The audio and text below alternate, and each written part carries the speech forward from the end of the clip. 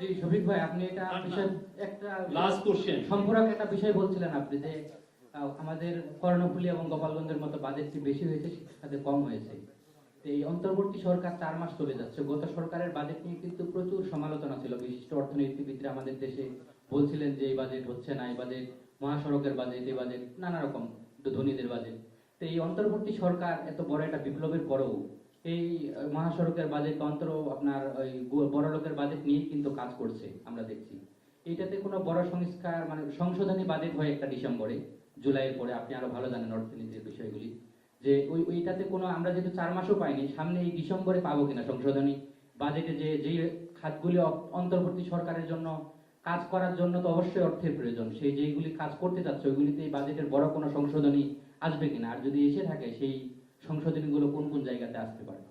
ধন্যবাদ। আপনি তো দেখেছেন যে ওই আগের যে মানে আমাদের চোর জননী যেই অবস্থা ইকোনমিকে রেখে দিয়ে গিয়েছিলেন, হ্যাঁ, তা আপনি $900 মিলিয়ন রেখে দিয়ে গেছেন হচ্ছে আপনার আদানির পাওয়ারের বিল। বিভিন্ন আপনার গ্যাস কোম্পানি শেভরন থেকে সবাই আপনার কাছে টাকা পাচ্ছে।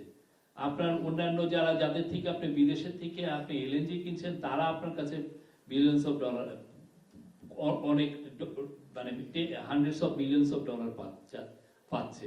তা আমরা যেটা প্রথমে আমাদের কাজ ছিল যে আমরা ইন্টারন্যাশনালি একটা রাইট সিগন্যাল দেওয়া যে আমরা আপনাদের টাকাগুলো খুব দ্রুত পরিশোধ করছি। সে অনুযায়ী শেভরনের সাথে আমাদের একটা চুক্তি হয়েছে, একটা আন্ডারস্ট্যান্ডিং হয়েছে যে আমরা 6 মাসের মধ্যে ওদেরকে ডিউগুলো ক্লিয়ার করব। বা আদানিকে আমরা জানিয়েছি যে এইভাবে আমরা টাকাগুলো দিচ্ছি এবং তারা হ্যাপি। এই যে পুরো জায়গা, এই পুরো সমস্যাটা তো ওইখান থেকে তৈরি করে, তো ওইটাকে আমরা ফার্স্টে অ্যাড্রেস করতে হচ্ছে। $900 মিলিয়ন কিন্তু কম টাকা না, অনেক টাকা। তো ফলে যেটা হচ্ছে যে আমরা এগুলোকে অ্যাড্রেস করতে যেয়ে তারপরে আমাদের সামনের কথা চিন্তা করতে হচ্ছে।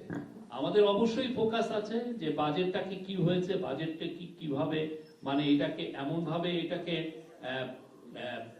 রিভিউ করা যাতে আমি যেগুলো প্রায়োরিটি এরিয়া, যেখানে আমার একদম ইনভেস্ট করতেই হবে বা টাকা খরচ করতে হবে, সেই জায়গায় যেন আমরা টাকা যাতে, বাট যেগুলো অপ্রয়োজনীয় না সেই জায়গা থেকে যেন আমরা টাকাটা সরিয়ে অন্য বেটার জায়গায় নিতে পারি। এই ধরনের এটা নিয়ে কাজ হচ্ছে, আমি এটুকু বলতে পারি।